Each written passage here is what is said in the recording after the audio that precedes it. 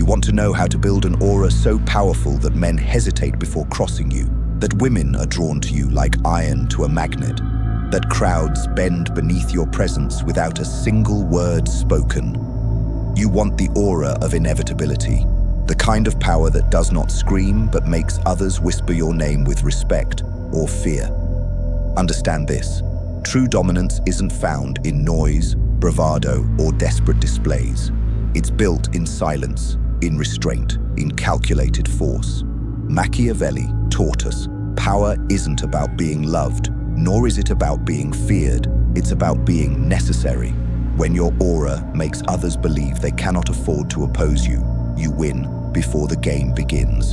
In this monologue, I will teach you how to craft that aura, the aura that bends people's will toward your own. We will walk through 10 stages of transformation, each one a blade, sharpening your psychological edge.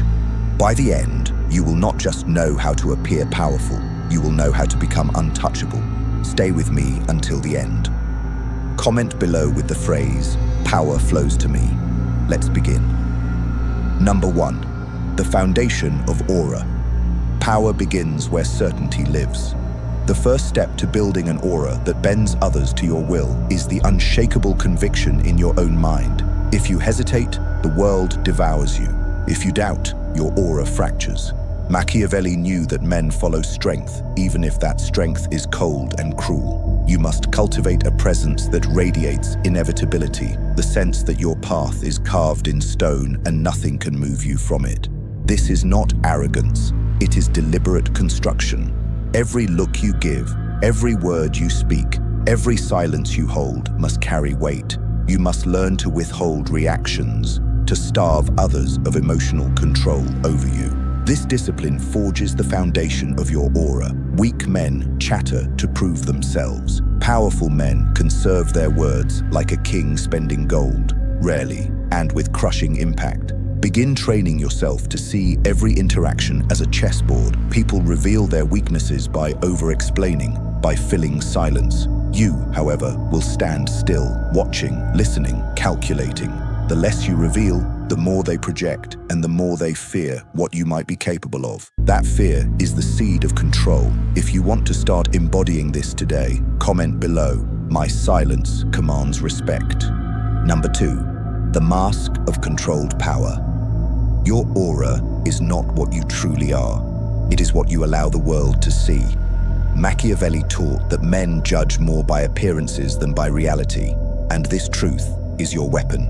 Understand, raw emotion, uncontrolled impulses, outbursts of rage, or floods of excitement, these are weaknesses that crack the mask. Your face must be a fortress, your voice a calculated instrument, your eyes the windows of dominance.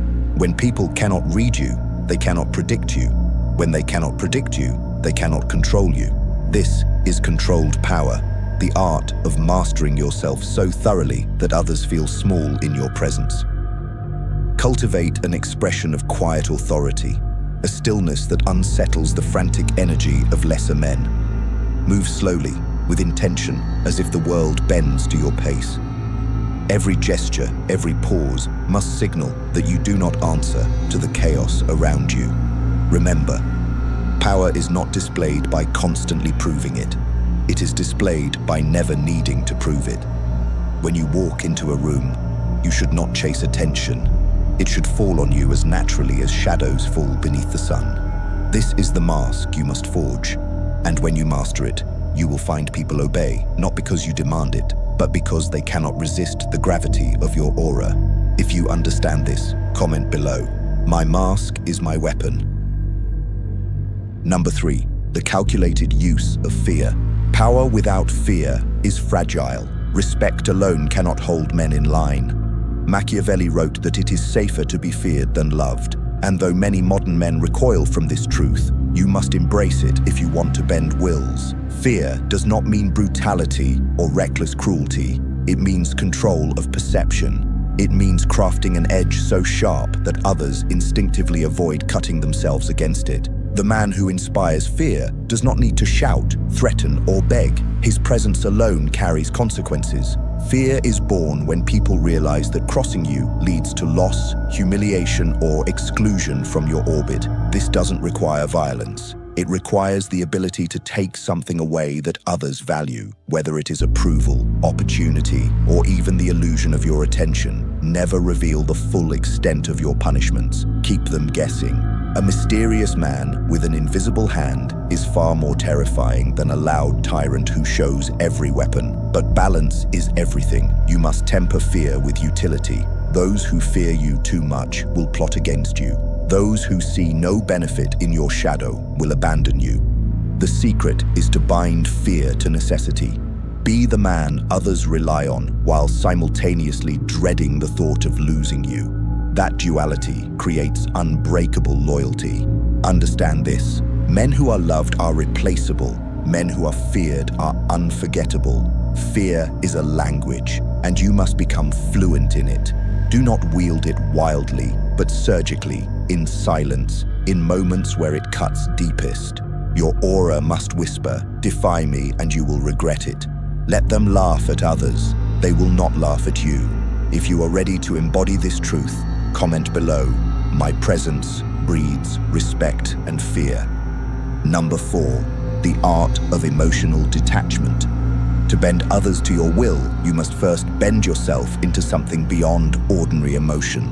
Attachment, desperation, overinvestment. These are chains that bind men and make them predictable.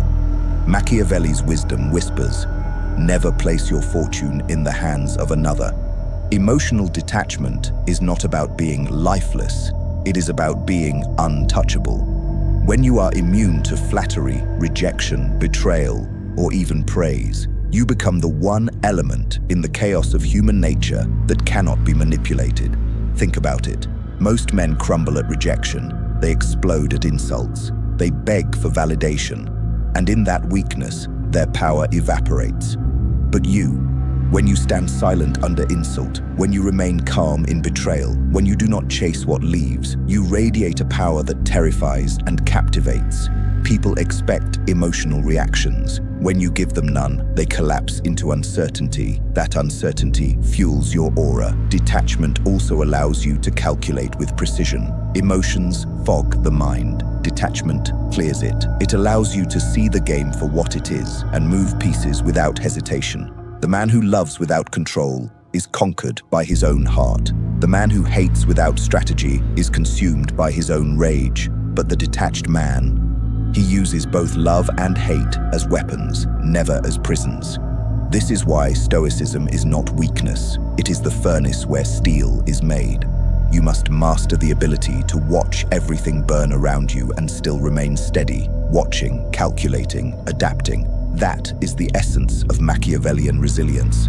When you detach, you gain choice. You can choose when to act, when to strike, when to retreat, and when to appear generous. Nothing owns you, and thus no one controls you.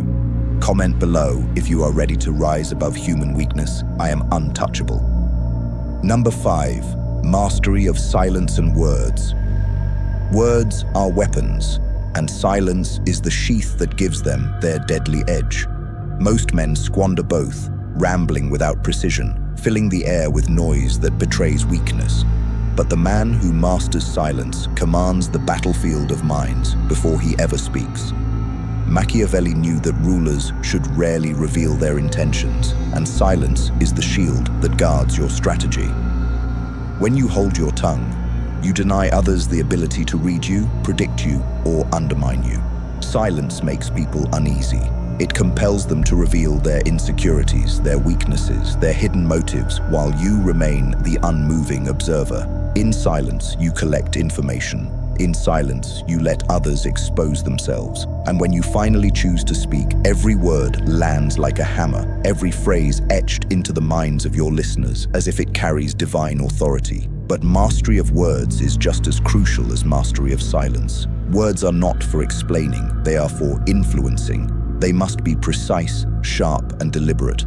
Never speak to be understood. Speak to shape perception. Learn the art of commanding language. Short, powerful statements that leave no room for doubt. Speak in terms of power, necessity, and inevitability. Never justify, never over-explain. Justification signals weakness, and weakness breeds contempt. Instead, make declarations, issue directives, or deliver subtle provocations that twist the mind of the listener into your frame. And when silence follows your words, let it hang heavy, let it burn into their memory. The combination of silence and speech is like a blade and its strike. Without one, the other loses force. If you want to build an aura so potent that your presence lingers long after you leave, master this balance. Speak less, but make every syllable cut. Listen more, but reveal nothing. The aura you project will become one of mystery, dominance, and gravitas. The aura of a man who cannot be ignored. Understand this: a careless tongue ruins kings. A disciplined tongue builds empires. Silence earns respect. Words win loyalty, and both together forge fear. This is how legends are built, not through noise, but through control of sound itself. If you are ready to command with silence and conquer with words, comment below. My silence speaks louder than kings. Number 6, the weaponization of presence. Your aura is not merely an idea, it is a force that must be felt the instant you enter a room. Presence is invisible power turned tangible, and it is built through deliberate control of energy, body, and space. Understand this: most men stumble into rooms seeking approval, hoping to be noticed. But the Machiavellian mind never hopes, it commands. Presence begins with posture. The way you hold yourself signals to others whether you lead or follow. Stand as though the ground itself belongs to you.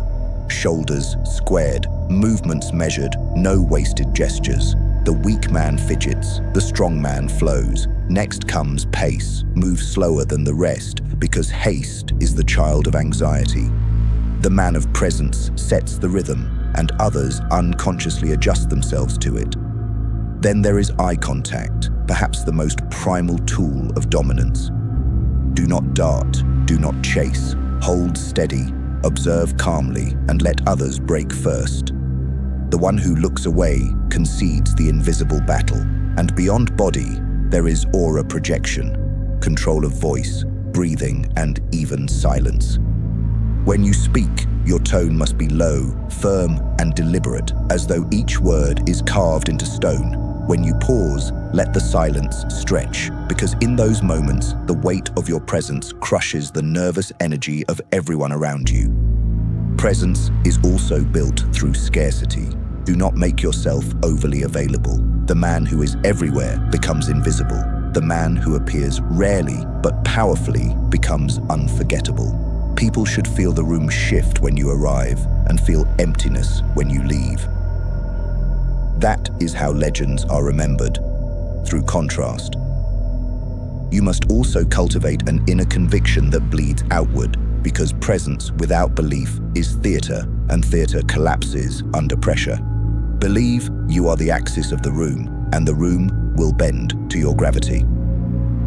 Presence is not something you do, it is something you are. When mastered, you won't need to demand respect. It will be given before you even open your mouth. If you are ready to forge this kind of aura, comment below. My presence is undeniable. Number 7, the science of psychological leverage.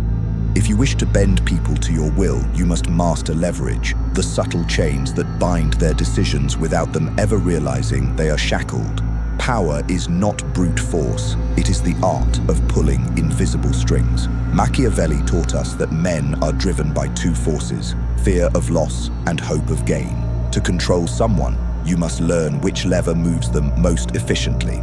Every person carries hidden desires, insecurities, and fears, and your aura becomes magnetic when it signals that you understand those hidden layers better than they do themselves. This requires observation. Listen more than you speak. Watch body language. Track patterns in behavior. Note every reaction, every word choice. Weak men ignore details. Powerful men collect them like weapons. Once you know what someone values, you own them. If they crave validation, make your approval scarce. If they fear exclusion, remind them subtly of how fragile their place is. If they hunger for opportunity, position yourself as the gatekeeper. The beauty of leverage is that it allows you to control without force, to dominate without visible effort. This is where dark psychology merges with Machiavellian realism. You do not simply respond to people, you engineer their responses, plant ideas, guide emotions, and let them believe they arrived at their choices freely, when in reality, you have written the script. True power is invisible orchestration, but leverage also demands discipline. Never overplay it. If people sense manipulation, they will resist. The most effective control is the one they never notice. Give them enough freedom to feel independent, but subtly direct every choice toward your desired outcome. The greatest kings and conquerors mastered this art, not by ruling with constant force, but by weaving invisible nets of influence that no one could escape. Ask yourself, what do people around you fear most? What do they desire most? Then craft your presence so that you become both the answer to their desires and the shadow of their fears. That duality makes you indispensable. And indispensability is the ultimate weapon. Remember, men can betray leaders they do not need, but they cannot betray those they depend on. If you can make yourself the silent architect of someone's survival, their growth, or their pride, you own them. This is not kindness, it is strategy. To wield leverage is to play chess on the board of human psychology, where every move is subtle but decisive. When you master it, you will no longer chase influence. Influence will chase you. If you understand this, comment below. I control the unseen strings. Number 8, the discipline of ruthless boundaries. Power is not only built on what you do, it is carved out of what you refuse to tolerate. Boundaries are the invisible walls of your empire, and without them, your aura will collapse under the weight of disrespect. Weak men accept too much, forgive too quickly, and compromise too often, and in doing so, they teach the world to walk over them. A Machiavellian mind does not allow such erosion. Ruthless boundaries are not about cruelty, they are about clarity. They declare without words that your time, energy, and presence are not cheap commodities, they are luxuries. When people sense they can cross you without consequence, they strip your aura bare. But when they realize every action has weight, every violation has cost, and every insult has consequence, your value multiplies. Boundaries are the foundation of respect, and respect is the seed of fear. Do not confuse kindness with weakness. Kindness should be a choice you grant, not a default you bleed. To enforce boundaries, you must master detachment. If someone wastes your time, you cut them off. If someone disrespects you, you withdraw your presence. If someone tries to exploit you, you make them regret the attempt. And you must never hesitate. Hesitation signals weakness, and weakness invites escalation. Enforce your lines quickly, coldly, and without apology. Your aura will become a fortress, impenetrable, admired, and feared. Yet boundaries also sharpen your influence. When you deny access, you raise demand. Scarcity breeds value. Think of kings and rulers. They are not available to everyone, and that very inaccessibility fuels their mystique. If you want an aura that bends wills, you must learn the power of the word no. Say it without anger, without guilt, without explanation. No is the purest assertion of power because it forces others to adjust themselves to you. But boundaries are not only external, they are internal. You must set boundaries with your own indulgences, your own laziness, your own emotions. If you cannot discipline yourself, the world will see through the facade and exploit your cracks. Self-control is the highest boundary, and without it, all others crumble.